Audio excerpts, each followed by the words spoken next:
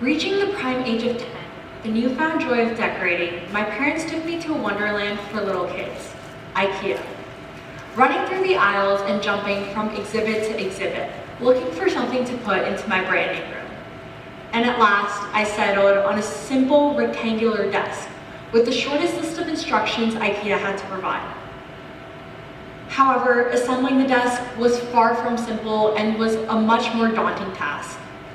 As I was screwing in the last leg, it continuously slipped out, and I was left with the 3-leg desk that was deemed unstable. The next day, my dad went to IKEA and brought home a simple triangular-shaped desk that was able to help me do all the work that was necessary. Now, all of a sudden, 3 legs were considered to be the standard and 4 were considered to be damaged. The stability of objects such as a desk or isotopic elements can be explained through mathematical or chemical formulas defined by some of the world's most brilliant minds. However, the concept of stability with someone's personality is one that doesn't have one single correct answer.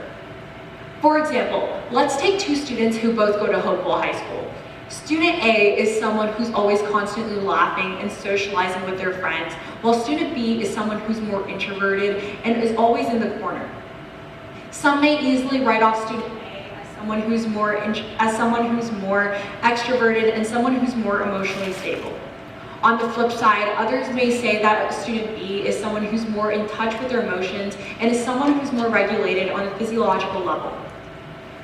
Dunbar's number is a suggested cognitive limit to the number of individuals with whom one can maintain a stable relationship with, which ranges between 100 and 250 individuals. Furthermore, studies show that it takes between 80 to 100 hours to call someone a friend and almost 200 hours to call someone a best friend. This implies that perhaps student B is actually someone who's actually more emotional intelligent, as they're easily able to define their time to only friends and not spread their time so thin, and making sure that they're not enhanced in all the drama.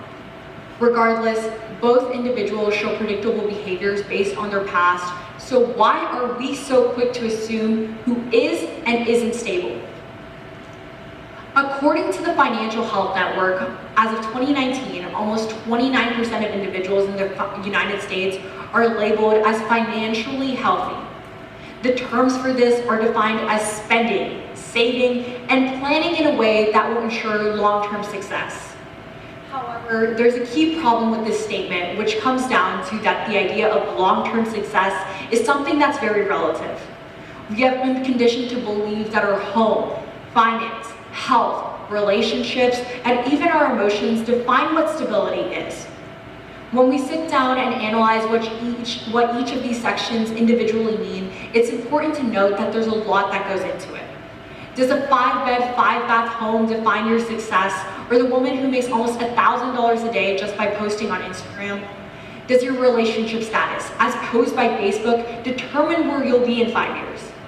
The answers to both of these questions is something that's very subjective to who you are and what you believe as an individual.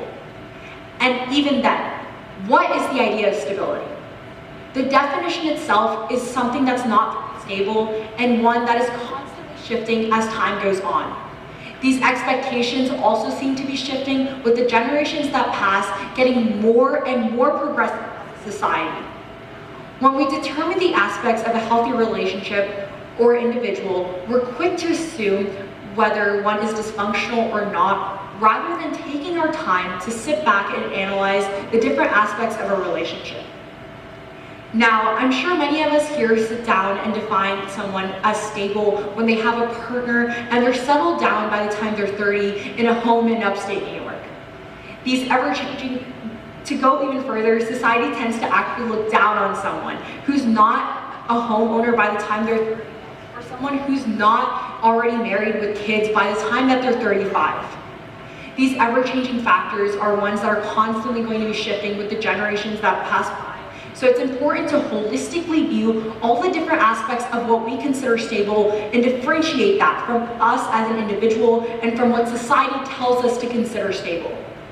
So when we question what stability is, do we need to analyze, is it confidence? Is it a stable income? Or is it the determination to change the world in some way or another, regardless, we need to all take a step back here today and understand that we need to analyze what the different aspects of a relationship can actually mean and truly understand what stability means in the world around us today.